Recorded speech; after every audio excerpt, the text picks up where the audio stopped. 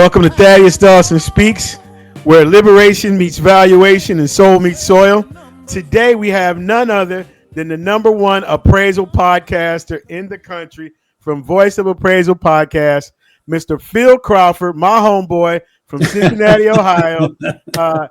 We've been trying to get this together for a long time, Phil. I'm glad you're here. I am so happy to be here with you, Thaddaus.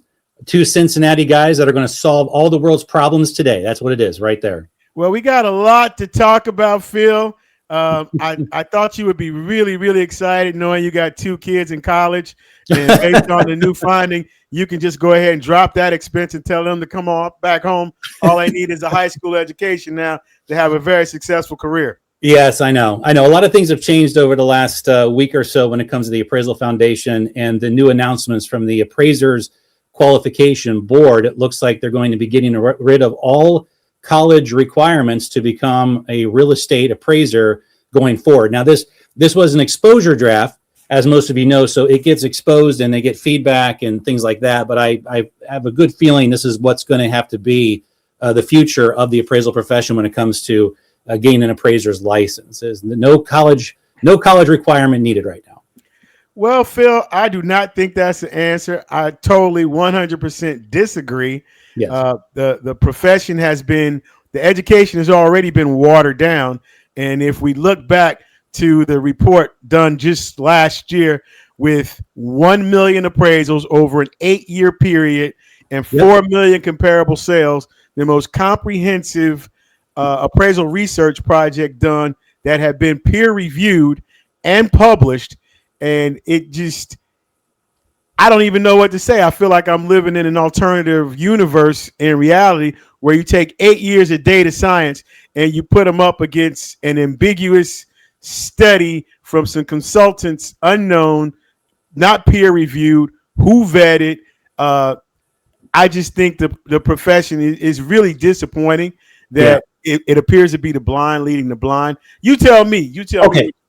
So let me say a few things here, and that is if you feel like you're in an alternative universe, that's usually the case when it comes to the appraisal profession. I've been doing this for 11 years and covering the topics of the day, and sometimes you get really frustrated. But honestly, when it comes to the AQB, when it comes to the Appraisers Qualification Board, look, I have to give them credit for one thing, and that is that they properly defined what an appraiser will be in the future. Don't think of this as something that's being watered down. This is not a watering down of a profession. It's the rebranding of it. See, that's the difference. They're rebranding the entire profession away from being a profession to being a job. And that's the difference, you see. And when you take the profession and you say, okay, from this point on, we're just going to be this data analytical job, like sort of like a credit analyst, evaluation analyst, then you don't have to have all of those degree requirements and whatnot to satisfy that job requirement. And Thaddaus, I think what happened and again, I don't know what happened during the study, but when the AQB went to this other company, and this other company probably asked, what is it that an appraiser does? I think they probably misdefined the role of an appraiser.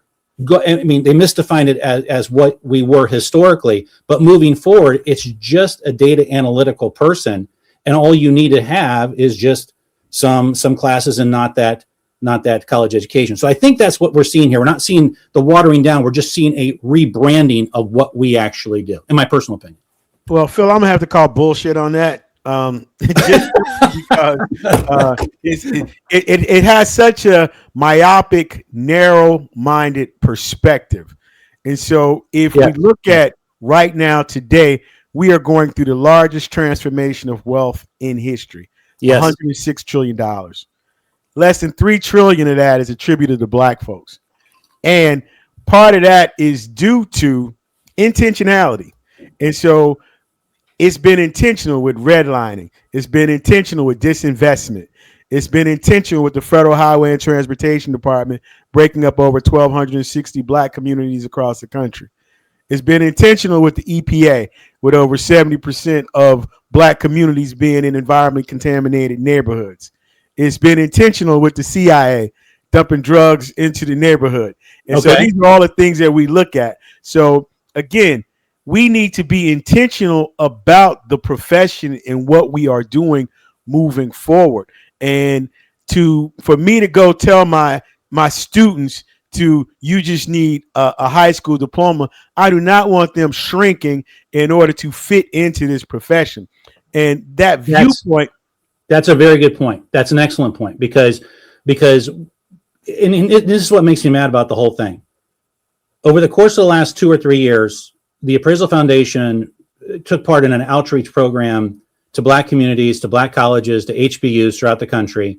That, hey, I'm going off what they're saying they did. That is okay. So I'm just saying that. But what I'm saying is that when you tell these young students that, in order to do this, in order to be in this profession, you have to have a college degree. And then all of a sudden, out of the blue, 8 people say, you don't have to have this college degree anymore.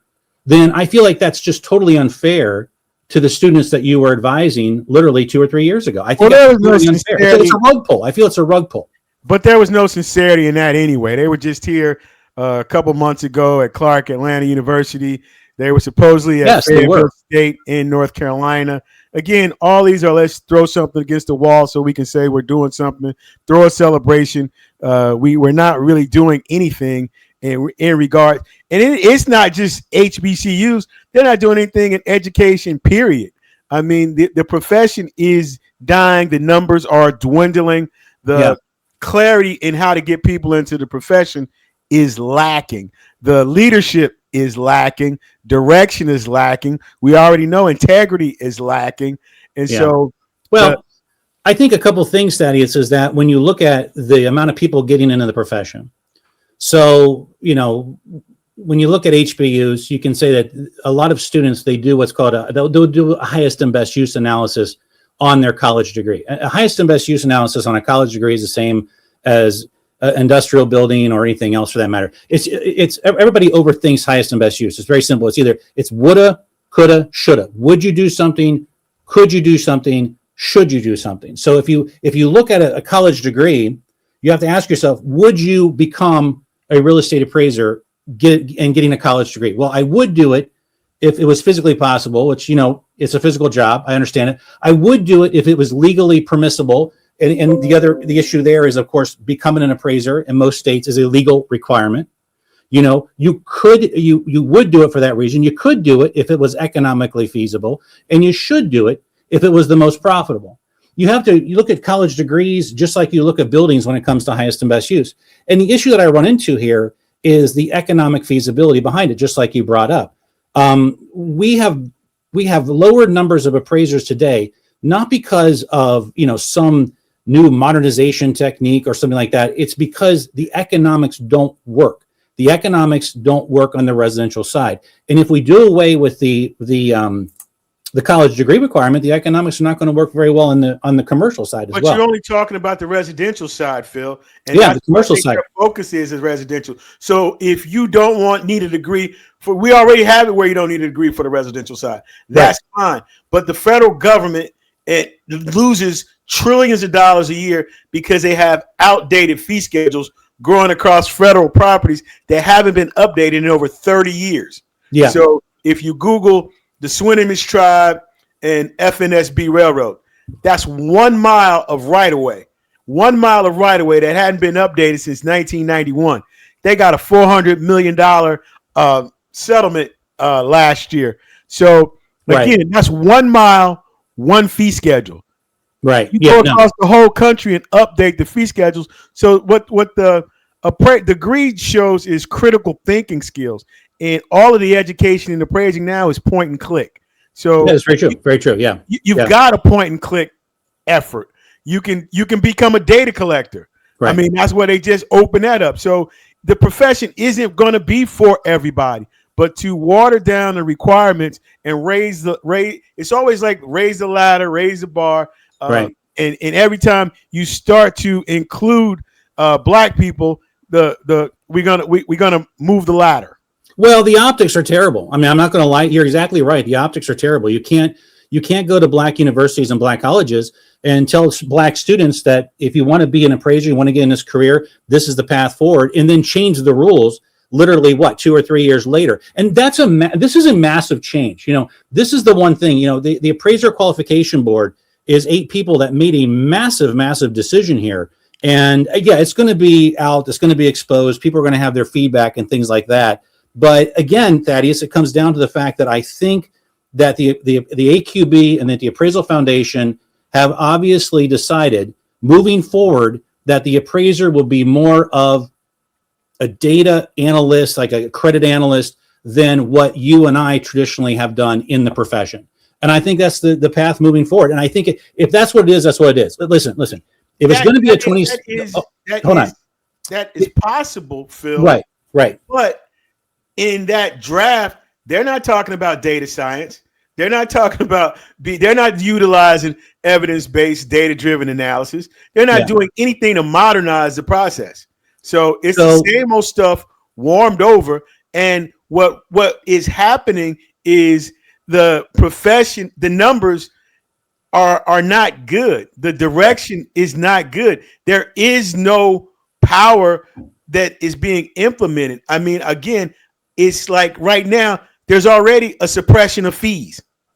So in my opinion, the high school requirement, now you got more people, you got even a further compression of fees. Who does this benefit? This benefits the appraisal management companies. The appraisal management companies have totally hijacked the profession and suppressed fees all the way across the board. So now we got a lot more people, so you're not going to need as many appraisers in the future. No, we just have too much information available. So what you need to be able to do is those that are in the profession need to have some critical thinking skills. I'm okay with the lower entry level point, but you still need that higher level for a certified journal, for easements, for right-of-ways, for conservation purposes.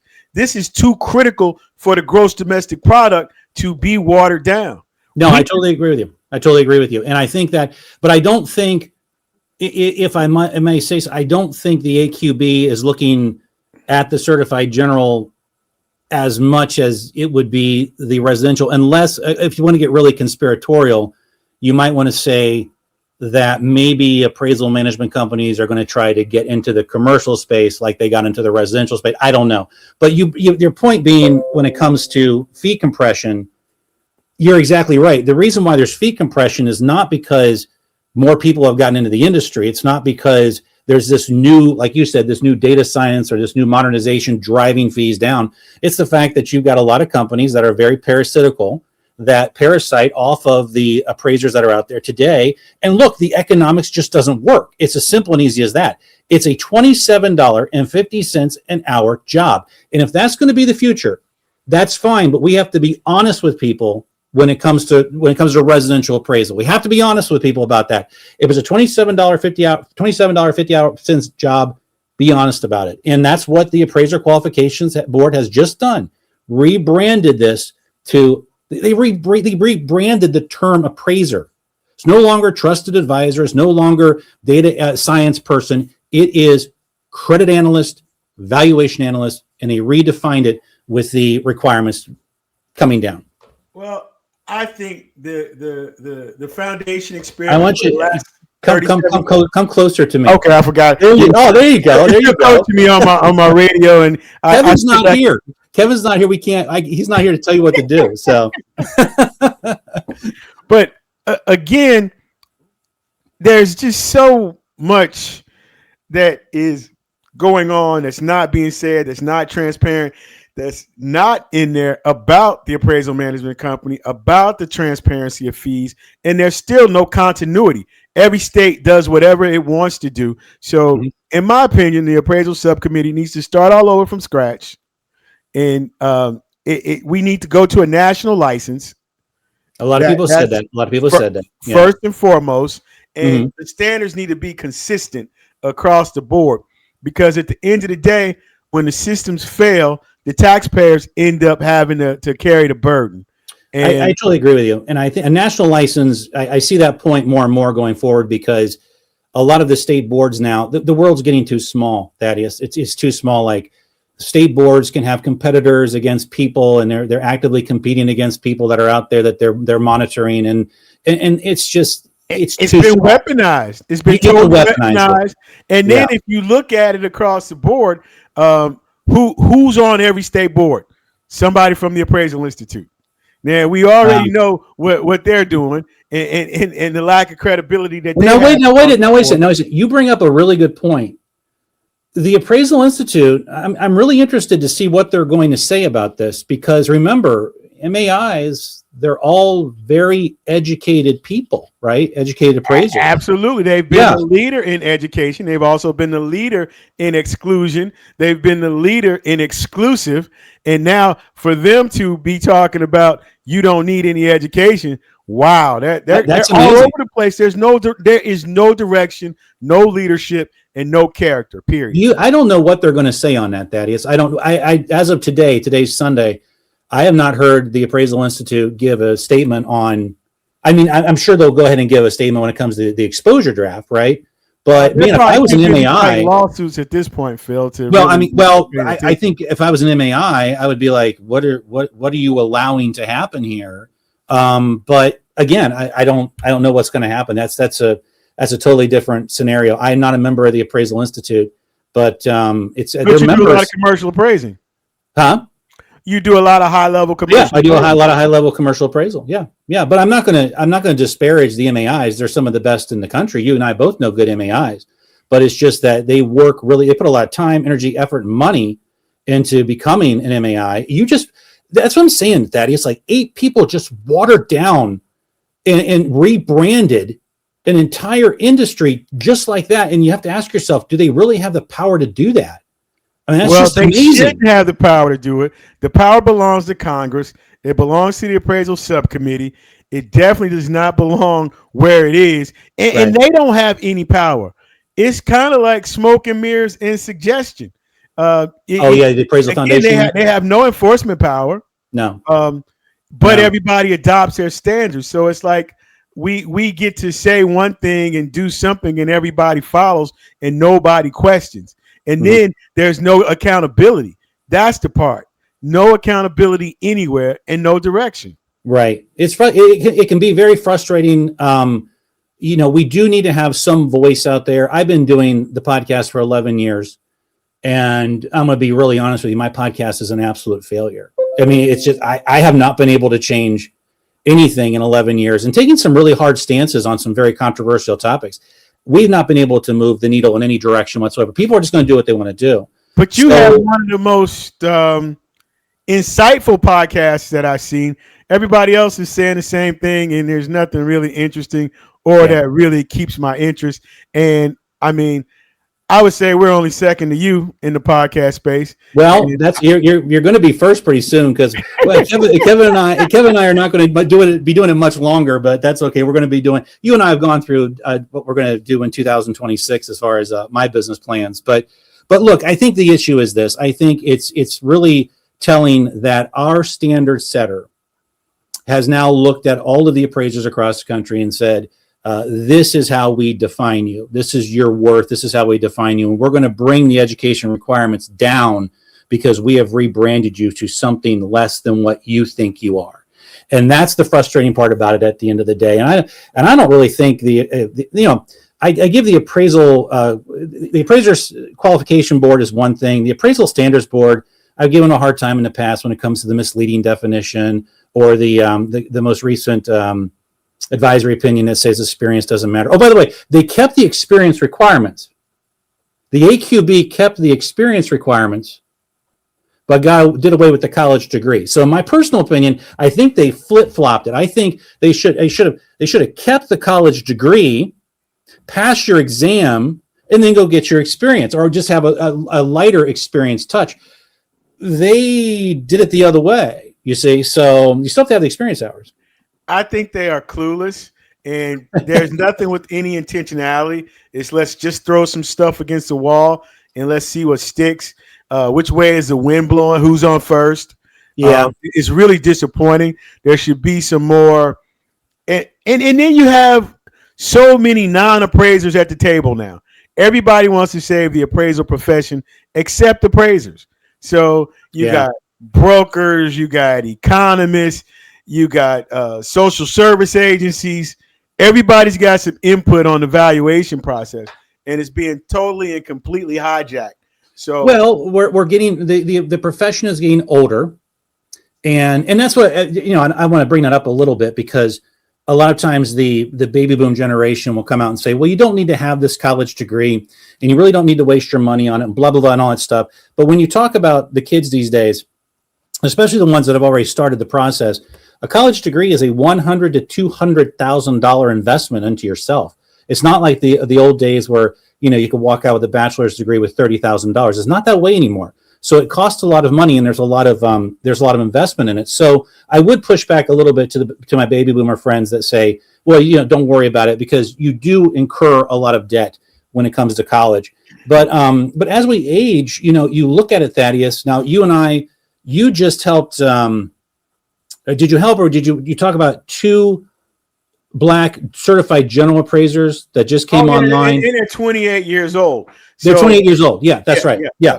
That's amazing. That's amazing. But they both have college degrees, and one is a second generation appraiser, one is a first generation appraiser.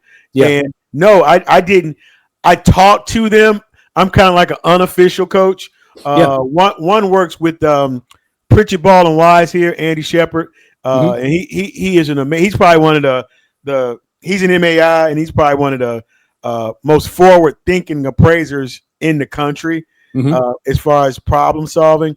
And the other one is Miles Ammons. He just got promoted to commercial appraiser with the Fulton County Tax Assessor's Office. Excellent. And so his dad is a certified general, as well as his uncle. So he's been around the business for a while. So and we have a pipeline of students in different places that are on similar pathways and trajectories. And so for me to tell them to be able to water down, they can write their own tickets now. Having at such an early age, now they've just taken 25 to 35% of their market value down with this suggestion. And I just don't think it bodes well for the future. Again, let's look at 90% of all appraisals are already inaccurate based on the FHFA study. So is watering down the education the answer when 90% is already inaccurate? So at the end of the day, how many do you think? I've always said, if you look at any appraisal management company, it takes about 3,000 to 5,000 appraisers to have a nationwide panel. That's it. Okay. Now, if we go to the data collection model, which we're going to, the credit analyst, the valuation analyst, you just need a room full of people. Just like, one of my very first jobs, Thaddaus, during college was working over on Duke Boulevard for Bloomingdale's. Remember the credit analyst group over there? I just sit behind a desk all day long and just be a credit analyst. That's what a lot of these new appraisers are going to be. And you have to ask yourself, if there's only going to be each AMC uses 5,000, maybe the new groups will use 500. Guys like you and I that are in courtrooms and boardrooms, you're going to have about 500 to 1,000, maybe 2,000 left at the end of the day. I'm 51. You're what, 42? 43. 43 is that what it is? But we're still the spring chickens in the business, right? And I've been doing it for 40 years. So you've been doing it for a long time. And when I started doing research down at Hamilton County Courthouse, Butler County Courthouse, Claremont County Courthouse. So it was doing the research, looking up the sales and transfers. That was when they used to have the MLS books used to come out every 2 weeks. And then the comparable sales books came out quarterly. So you did some of that research for your dad, and then, as well as measuring the houses. So there's ways to be able to get, and there's still an avenue for that. But to just make a wholesale change for a high school diploma is irresponsible, in my opinion, to the profession. It's irresponsible to the pipeline. But again, you're watering down the quality. And right now, you need to be able to analyze the data, but it's coming in real time. Yeah, so, you're right. Again, to be able to do right away and commercial appraising, are you trusting somebody and you don't know that they can do a discounted cash flow, even though the software is there to be able to do it? You Right. want to be able to do critical thinking. And again, all of the education now is point and click. I mean, you could just keep pointing and clicking your way on. You brought up a very good point, because you talked earlier in the interview about a wealth transfer. Okay, it's the largest wealth transfer in American history. It's the baby boomers, and we just started it right now. So this is 2025. This is the silver tsunami. So this is going to get morbid now. Okay, I'm sorry. It's going to get a little bit morbid. I apologize. But in the next 10 years, this is the biggest time period where we're going to lose all of our baby boomers. Okay, and there's going to be a lot of passing away. I appraise funeral homes. I appraise nursing homes. I appraise daycare centers, and to know how that age demographic is going to make its way through this economic body, that is not something you're going to just learn in some trade school. You have to have macroeconomic theory, microeconomic theory, account. You have to have those skills to be able to pick up on those major movements, especially if you're going to be valuing assets that are going to be directly impacted by them. And I think that it's just too much of a responsibility to have. But again, Thaddeus, I don't think that, again, you and I are we're talking appraisers here. This is not what the Appraisal Foundation has done. They've rebranded to Valuation Analyst. They should call themselves the Appraiser Analyst Foundation instead of the Appraisal I think they Foundation. should be completely and totally abolished. Look, here's the thing. If they haven't been effective, the numbers have gone down. All the discriminatory practices that have happened under the Appraisal Foundation. It doesn't have any direction. So well, that's very true. That's very true. But the thing is that if they continue to be controversial, you already saw what Rohit Chopra did to him. And Rohit's still out there. He's working in state-to-state levels. You already saw that root canal. And if you have a political change here, Congress could be looking at the Appraisal Foundation saying, we're going to take away that authorization we gave them back in 1990. That could happen. It's been a failure. Do you think it's been a success? I think that over the years, I think that my dad was against the concept of a license. He liked the concept of, he was an old IFA guy. Okay, so he was in the IFA, so he enjoyed the concept. So for people that don't know, to be an appraiser before the licensing came in, you just had to belong to an organization. But the organization had, strict guidelines as to how to become an appraiser. So you either join the Appraisal Institute, the IFA, the ASA, and that's how you became an appraiser. And your young guys that just became appraisers, I call them 4-star generals, because their uncles and their dads were the 1-star generals that went to the big cattle calls back in the day. And it's a totally different world today. And like you just said, with data science and everything else, you're going to have an education level that's, I think, above and beyond what the older generation had. The profession is not pushing the data science. Yeah, no, I know that. They're not talking about. They're not mentioning data science in the AQB. They're not mentioning data science at the Appraisal Foundation. Probably the appraisal. So the appraiser. Okay, so the Appraisal Standards Board has got a unique exposure draft coming out soon.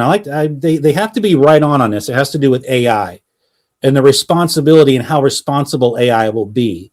There is a terminology, I can't think of it now, where a lot of people are saying AI is becoming to a point where you have to re-verify AI. So it may be taking more time. It's technology. And right. Just like if we get something, that's why we have 3 sources. You got MLS, then you verify that with public records, then you verify that with Redfin, then you might verify that with interview with the owner or the tenant. So you got to verify. Just because you put it in AI, you're still responsible for it. So no, you're exactly right. And you have to have enough critical thinking skills to be able to analyze the AI to verify it's still out there. So again, it's fee compression because everybody wants to make money. So you want to get it back as fast as you can. What was that I seen on your feed the other day? The 24-hour appraisal. Well, it can be done. That's the okay. Let's. Let's talk about. Is that not AI? No. Well, here's the deal. All the 24 hours is just a movement of of a workflow. I don't know. Do you remember? Okay, so Thaddaus and I are both from Cincinnati. Do you remember back in the day there was a appraisal firm from the West Side, very good appraisers, and they took a Chevy conversion van, and they put a CPU in it. So when they went out to the property, that appraisal could be written on, as they were. It's mobile appraising, basically, is what they did. But they put a CPU in, huh? Was that Thiemann? Yeah, exactly. Yeah, they had Thiemann. So yeah. Really great guy, great operation. He had the whole West Side on lockdown. And when I worked, no, but he had that mobile. Remember?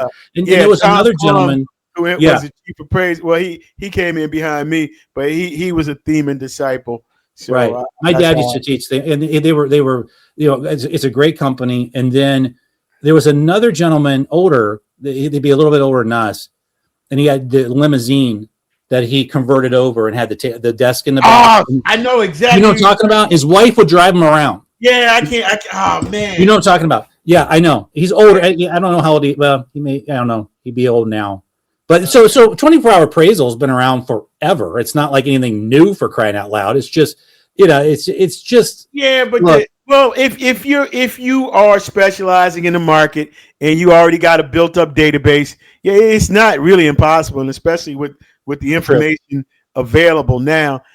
For me, Phil, it's just that I'm really concerned about a lack of integrity in the profession, and then the profession has been closed off for so long, and now they've made intimacies like they're opening it and creating pathways, and what has been created is an appraisal management sharecropping model.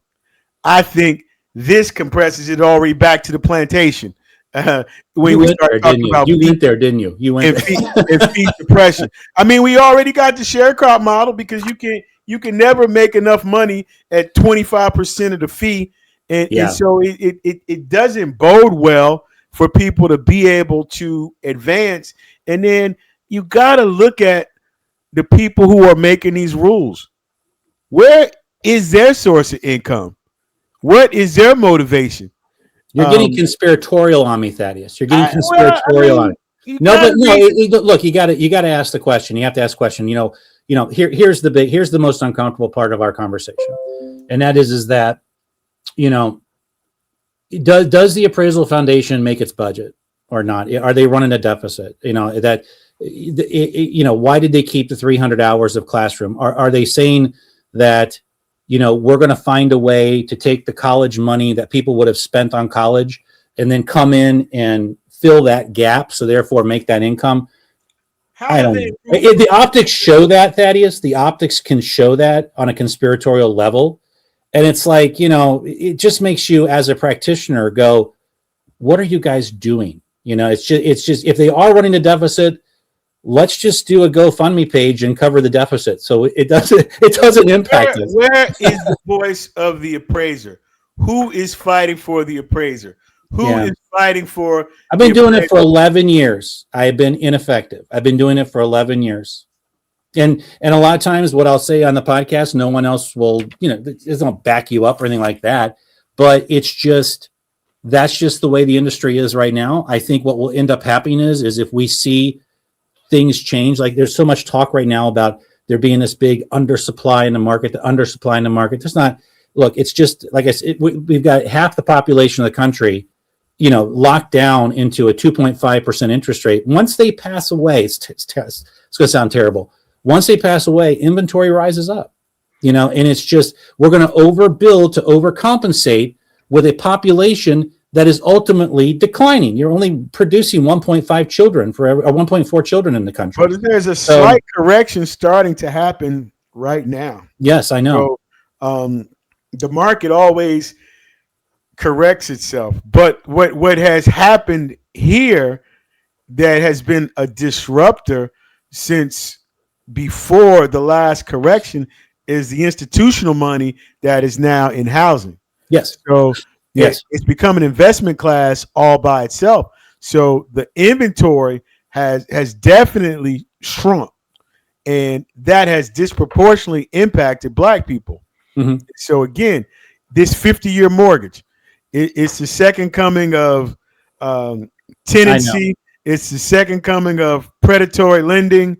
Again, black people are always at the bottom of the stick when it comes to this, and that is part of my frustration, as well as my appraisal community. These are the communities that I represent. I Right. represent black folks, and I represent the appraisal community. And I am pretty good at both of them. And there was nobody speaking up for the black community in the appraisal profession before I started, and there is nobody doing it now but me.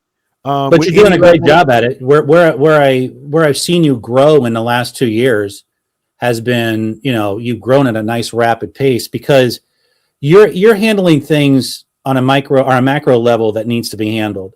Let's talk about something that's kind of controversial on my podcast, which is called Data Cancer. Okay. I don't like appraisal waivers on purchase transactions because I firmly believe that they cause, and it's not a belief, I know it, I have proof, that they cause what I call data cancer. So once you have that one sale take over and no appraisal is done on it, it drives market value and market price up. My question to you is, and I don't know the answer to this, is I think it drives up or could be driving up disproportionately in black neighborhoods. So property taxes increase disproportionately in black neighborhoods throughout the country. What are your thoughts on that? oh, you couldn't be more correct. Black folks are overtaxed by 15%. That's the only time they get to experience a high property value. And that distinctly happens when you get those appraisal waivers. Now, where the problem comes, and you have aptly identified this, is once you get it, now when you come back and you refinance, yes, and then that's where the rubber meets the road, because now they're not going to lend you the money with the waiver. Now you have to get a physical inspection. That's and right. Once you get you have to get an appraisal. Now, once the appraisal looks, and now that's where who did the appraisal? Well, nobody did the appraisal. We had an appraisal waiver. Well, based on comparable sales, right now one sale can make a market. That's why it's so important to move the needle with data science. That will eliminate that, and they have it. The waivers work good in homogeneous communities where the algorithms work. Where they don't work is in older urban settings and in rural markets. Right. Well, the issue also is that you brought up something on my podcast when you were on it last time, and I did not know this. It was an incredible point. You said that black people do not like to dispute their property tax values. 90% of black people will not appeal their property taxes. Right. I didn't know it is a traumatization. They feel like that it will bring down their property values. Interesting. And it's really a lack of education. And over 90% of all of my tax appeal cases are with white people. I mean, they always appeal their property taxes. It's interesting, though. It's interesting. Like I didn't. The majority of the tax services.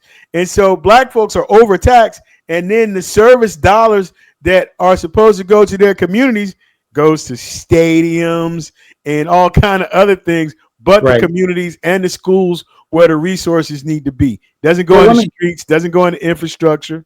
Right. Well, let me ask you another question then. So let's say, for instance, you have a 30-year or 50-year mortgage and you're older, maybe on a fixed income.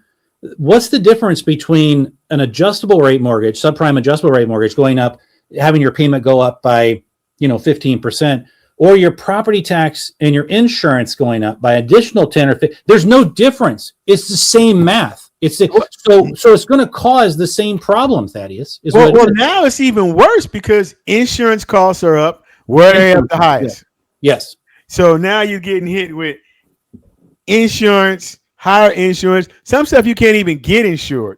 And again, just like you're overtaxed, you're overinsured because they're giving you insurance rates based on reproduction costs as opposed to replacement costs. And then when they come out, they're talking about replacement. So again, it's really about education and again affordability and opportunity.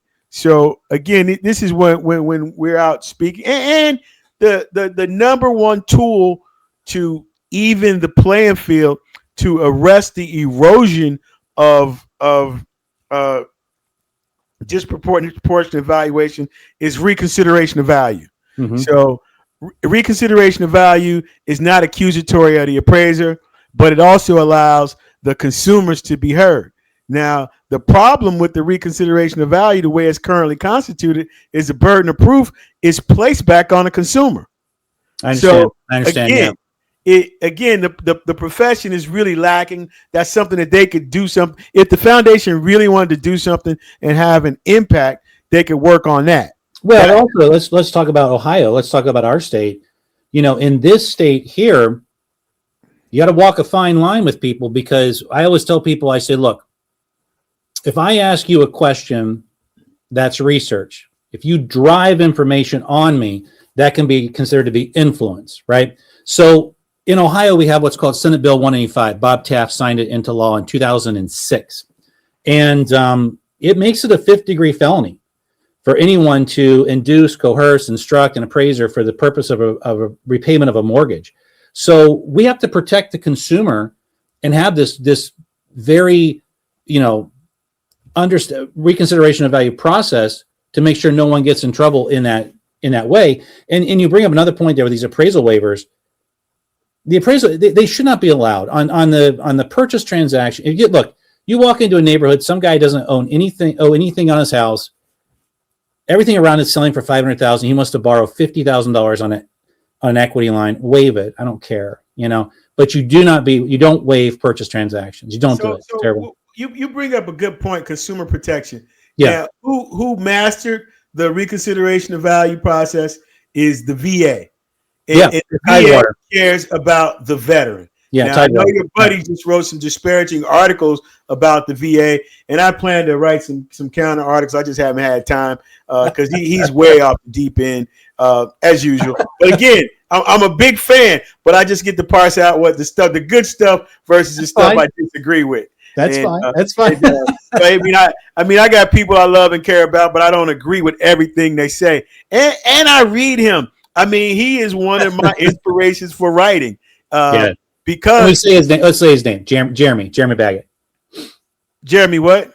Jeremy Baggett. I always mispronounce his last name. Jeremy's a great guy. You guys have disagreements. You always say that. I had a conversation. I think you have disagreements, and that's okay. You can agree to disagree, but it's not. But no. I think it's I'm still. Every time I read him, I crack up laughing. I love some of his points.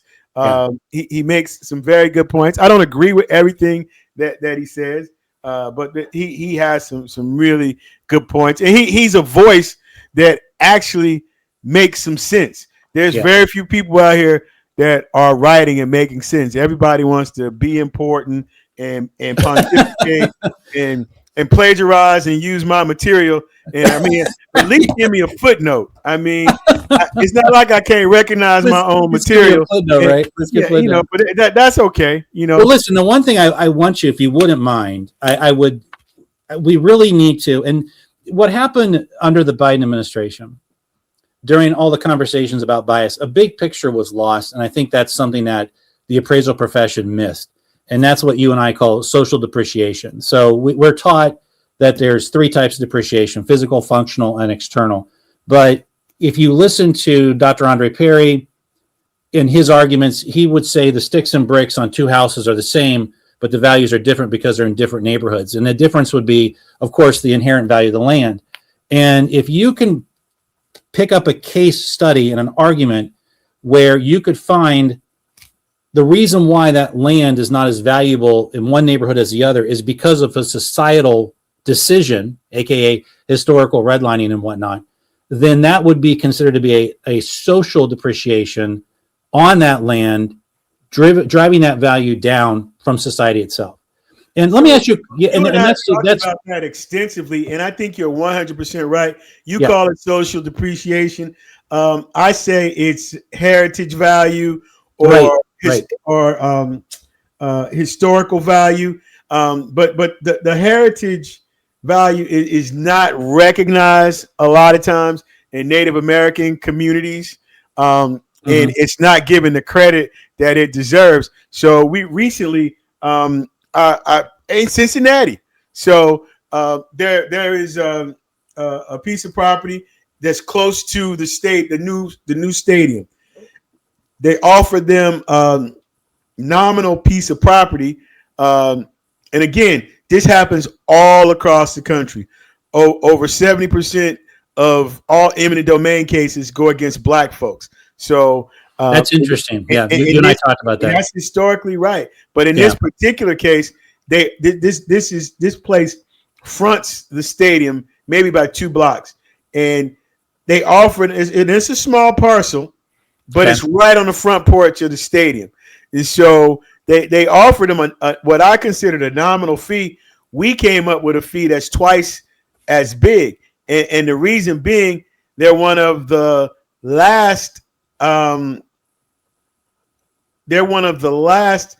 black businesses in the West End and over the Rhine, and it's been there for over 30 years. And the reason is they didn't give them credit for any heritage value for being a part of the fabric of the community. But what the other thing that they didn't do is we looked at the compound annual growth rate. So when you look at the 1 mile, 3 mile, 5 mile radius, it gets disproportionately less the further you get away from the stadium. But in the 1 mile radius by that stadium, the compound annual growth rate is 3 times as much as it is anywhere else. I wouldn't doubt it. What they did was took the average. So we don't need to take the average. And they had a smaller lot that they paid a premium for that wasn't as good as the lot that we had. So what we did was we were able to utilize that high value lot and reconcile towards it. But we also recognize the heritage value. But the heritage value is not something that you can quantify. This is a theory that you and I have been working on. Hopefully we'll be able to get this into some academic research. Yeah. And maybe we need to start introducing this in junior high school, because you need to know it by high school if you want to be an appraiser. It's very, it's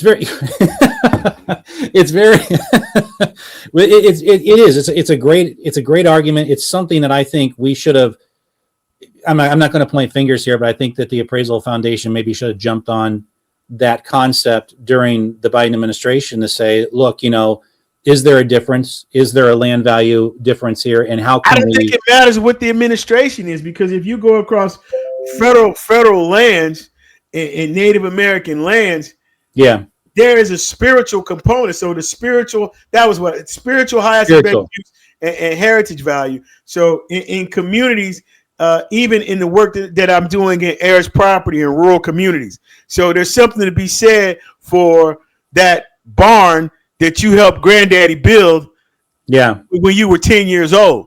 Let me ask you a question. Can I ask you a question? Absolutely.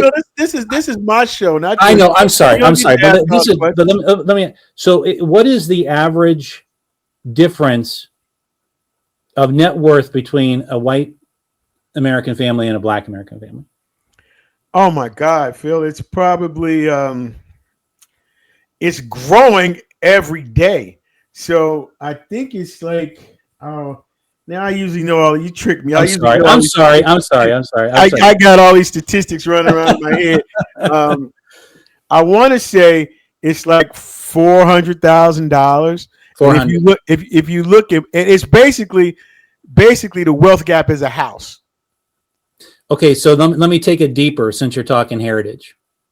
So if it's $400,000 and the government accounting office values an acre of ground in this country at $10,000 an acre on average, and 400,000, that's 40 acres.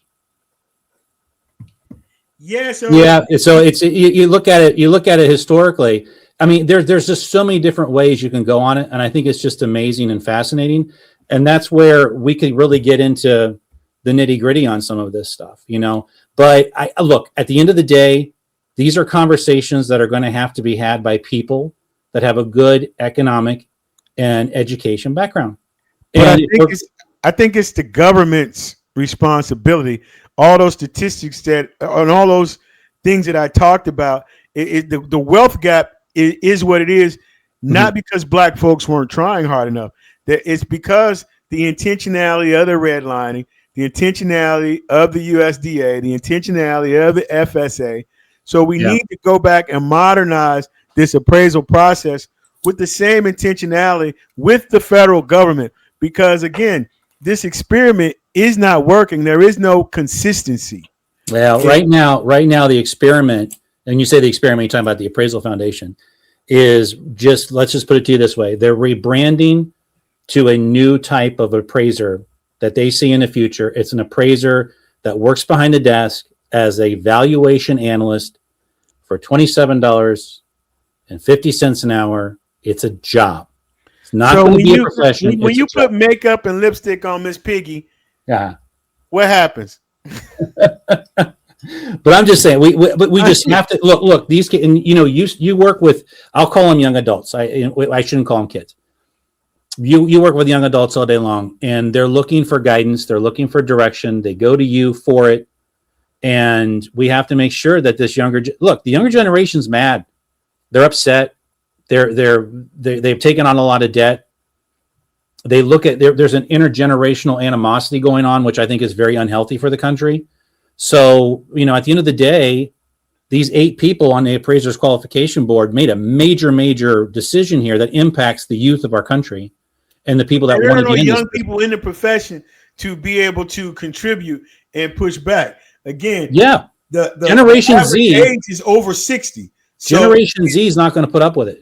Yeah, where is the input? And I talk to young folks all day long, and they are amazing. And I had to, at some point, I started turning into my dad, and they tease me. They call me a digital dinosaur, but they force me to be able to improve and embrace the technology. And I probably learned just as much, if not more, from them than they have learned from me, especially with the technology, the sourcing, right? The AI, just the conversation, and they are prepared and built for this. They just need the opportunity, and unfortunately, the boomers don't want to get out of the way. How long are they going to stay at the table? That was one of the things that I wrote recently. All this celebration, I get so frustrated seeing the industry celebrate. The only thing we should be celebrating is some of these leaders' retirement and getting out of the way. It's an interesting point, because there's been other articles throughout the country about different industries where they talked about, you and I were Generation X, how we won't get the CEO position, we won't get the vice president position, because the older generation, the baby boomers, are quote unquote hanging on, if you would. And the thing about the baby boomer, you talk about the first time home buyer in America today. The average age, I think, is now 30. It's 38, right? It was round up to 40. I think the thing that said it's like 40. So, and then you look like 10 years ago, it was 30. And again, this is going to sound terrible. We told the baby boomers back in the 80s and 90s, don't smoke, because if you smoke, it takes 10 years off your life. Well, guess what? They listened. and now they live 10 years longer, and now they live 10 years. So it doesn't surprise me that they're not selling their homes because, so I'm just saying that there is this, the demographic flow in this country is absolutely amazing. You're looking at $100 trillion being transferred from one generation to 3, maybe even 4, and almost evenly distributed. The gap is widening. It's amazing. Well, that's what I'm saying. Like, it's amazing. This will cause it to accelerate. What's that? It's widening and accelerating. Yeah, it's amazing, and that will have a massive impact on the real estate business, the real estate assets, different type of asset classes. So we'll just have to see how that all works in the future. But in the meantime, let's see what happens. My point of the transfer is, so Black farmers are undervalued, lose $100 billion a year. Heirs property loses $100 billion a year. Black churches lose $500 billion a year in undervaluation. So again, these numbers, these critical issues, these appraisals, they need people that have skill sets. Right. Be able to do this, not point and click. You have a 3-hour, what do you have? A 3-hour course on heirs property? Is that? I just wrote a 3 hours land valuation course for heirs property, and we're actually expanding that now. And I've been teaching that all across the country. Yeah. And are you? Is that appraiser CE? We're actually I'm gonna be making it CE. Okay. But again, I haven't really been focused on the appraisal industry. I've been about empowering the people. And because you have to go where people like you, Thaddaus. Yeah. Well, I mean, yeah, people don't like us sometimes. They get mad at us sometimes. Two guys from Cincinnati. The thing about it is they invite me. And then they stop returning the call. Then they mysteriously show up with my information rebranded. Speaking of rebranding, it's all about rebranding these days. We're rebranding. Yeah, so a lot of rebranding, a lot of reappropriating. Yeah, a lot of that stuff's going on right now, isn't it? Yeah, it's okay. I'm still here and I'm still standing. And well, you're doing great, and I like the way that you've grown your network, and I've seen it grow literally in the last 2 years. And I just wish you the best success at it. Keep on doing what you're doing. We'll keep on talking. I'm probably not going to be doing the Voice of Appraisal podcast much longer, Thaddaus. And you know what's going on in my life in 2026 as far as my business but plans. The industry needs you, Phil. We'll be forced to listen to all these other corny podcasts. Well, talking about absolutely nothing. My biggest fear is that someone will hire Kevin, and then. Well, maybe me and Rick need to bring Kevin on board. Yeah, we got to bring Kevin on. But no, Kevin and I are talking about another local show because of the business that you and I talked about, off air. But I think that the Appraisal Foundation is going to have a lot of microscopes on it, and they're going to be in the spotlight. And this is going to be probably the very first. How do I put this? This will be the very first testing that the new president, Kelly Davis, is going to have. So let's see how she handles it, and let's see. And again, the appraisal standards board is going to be coming out with the AI exposure draft very soon too. So again, these are going to be some big changes. So, come back on my podcast. I don't think we could survive another 40 years of the Appraisal Foundation. I don't think the Appraisal Foundation's got 40 years on it. But again, and one other thing I want to bring up before we leave.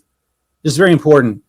The Appraisal Foundation has made, I don't know if they call them sponsors or partners, with colleges throughout the country. Okay. And some of them are historically black colleges. Again. Hold on. You just told everyone in that space that your product is useless by coming out with this. That's bad. That's really, the optics on that are awful, in my personal opinion. But if you never had any real intention to begin with, it's consistent. You have to. You said it, not me. You said it, not me. It happens. It happens.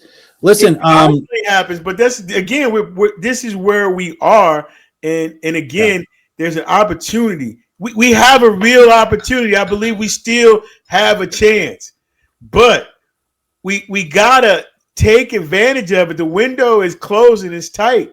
Yeah. I mean, again, you can't keep holding on to Blockbuster. I'm bringing you Netflix, and you keep trying to. I mean, you're trying to run the digital on your VHS. It ain't gonna work.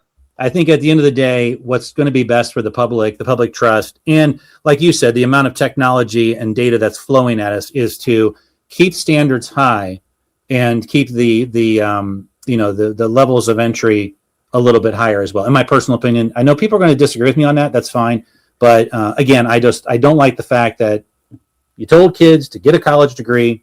A lot of people went that path, and now you're saying, forget it. The 50 grand you went into debt for, the 100 grand you went, that doesn't matter anymore. That is the worst thing that anybody could ever do to somebody. And that's just bad, because then that's what it's going to do is create animosity. We are going to end the show on that note, because we are at 59 minutes, and we'll let Rick do his thing. And Phil, thank you so much for giving us your time, energy, and efforts. This won't be the last time.